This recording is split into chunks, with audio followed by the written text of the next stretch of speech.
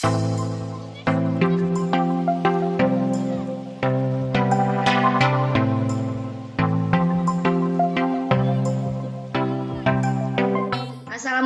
warahmatullahi wabarakatuh. Selamat pagi anakku kelas 9. Bagaimana kabarnya hari ini?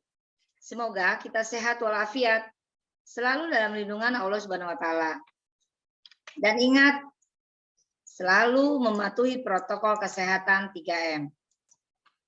Memakai masker, menjaga jarak dan menghindari kerumunan, serta mencuci tangan. Alhamdulillah kita bisa bertemu kembali dalam pelajaran PPKN.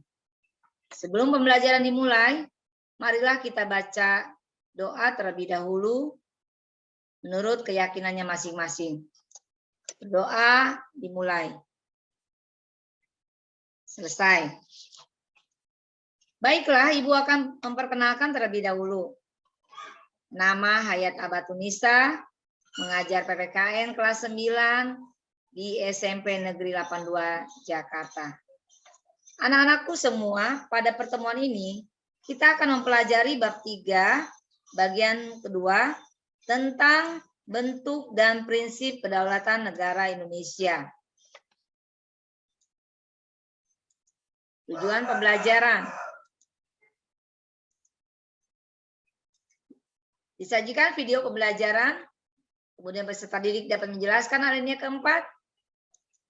Peserta didik dapat menerapkan pelaksanaan demokrasi Indonesia. Peserta didik dapat membedakan demokrasi Pancasila, demokrasi liberal, demokrasi sosial, negara sesuai Undang-Undang Dasar Negara Republik Indonesia tahun 1945.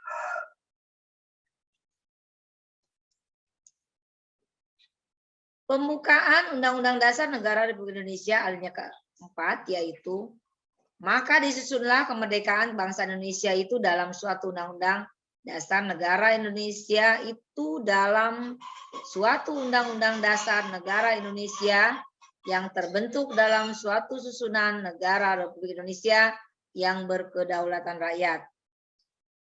Yang kedua, pasal 1 ayat 2 Negara Indonesia tahun 1945 menegaskan kedaulatan berada di tangan rakyat dan dilaksanakan menurut Undang-Undang Dasar.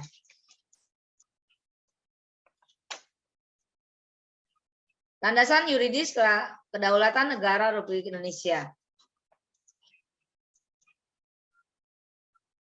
Yang pertama, pembukaan Undang-Undang Negara Republik Indonesia tahun 1945 alinea keempat. Yang kedua, pasal 1 ayat 2 Undang-Undang Dasar Negara Republik Indonesia tahun 1945.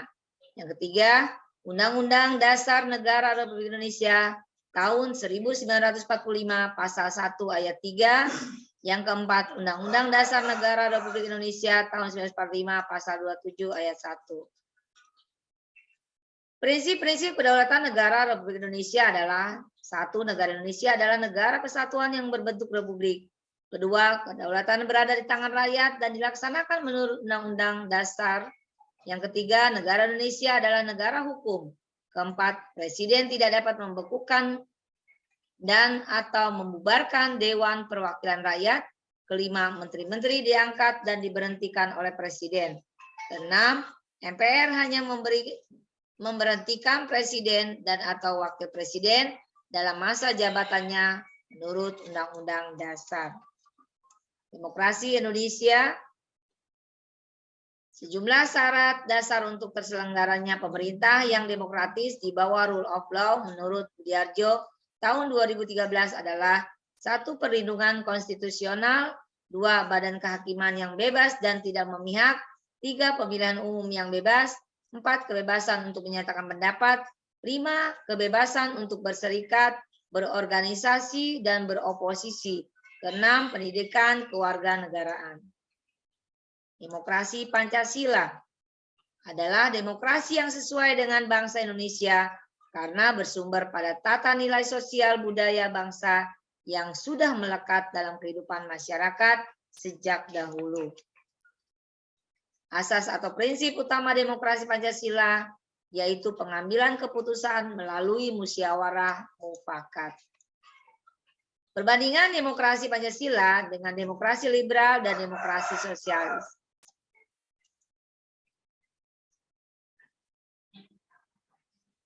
Pelaksanaan demokrasi di Indonesia dilakukan dua cara. Yang pertama langsung. Contoh pelaksanaan demokrasi langsung adalah pelaksanaan pemilihan presiden dan wakil presiden, pemilihan kepala daerah dan wakil kepala daerah, serta pemilihan kepala desa. Yang kedua, contoh pelaksanaan demokrasi tidak langsung adalah adanya lembaga perwakilan rakyat yang bertugas menyampaikan aspirasi dan amanat rakyat dan pemerintahan. Pemilihan umum. Simak tayangan video berikut. Tiba saatnya Indonesia untuk memilih. Bersama datang ke TPS, salurkan aspirasi. Langsung umum, bebas, rahasia, jujur dan adil. Demi Indonesia damai sejahtera. Baiklah, akan dilanjutkan tentang pemilihan umum merupakan perwujudan dari kedaulatan rakyat dan demokrasi. Pemilihan umum sebagai sarana perwujudan kedaulatan rakyat dan demokrasi dilaksanakan berdasarkan asas langsung, umum, bebas, rahasia, dan adil atau luber. Asas-asas secara demokrasi sebagai berikut. A. Langsung, B. Umum, C. Bebas, D. Jujur, E. Adil. Baiklah, pemaparan materi sudah selesai ditayangkan. Ibu akan memberikan tugas pada kalian adalah kerjakan buku paket halaman 73 nomor 1 sampai 4. Kesimpulan materi, yang pertama, negara Indonesia adalah negara yang berdasarkan atas kedaulatan rakyat. Kedua, landasan hukum negara Indonesia menganut kedaulatan rakyat ditegaskan dalam Undang-Undang Dasar Negara Republik Indonesia tahun 1945. Ketiga, prinsip-prinsip negara kedaulatan rakyat memiliki hubungan yang erat dengan makna demokrasi. Yang keempat, negara Indonesia adalah negara yang berdasarkan demokrasi Pancasila yang memiliki makna demokrasi yang dijiwai oleh nilai-nilai Pancasila sebagai suatu kesatuan. Demikianlah pemaparan Ibu. Sekian dari Ibu. Wassalamualaikum warahmatullahi wabarakatuh.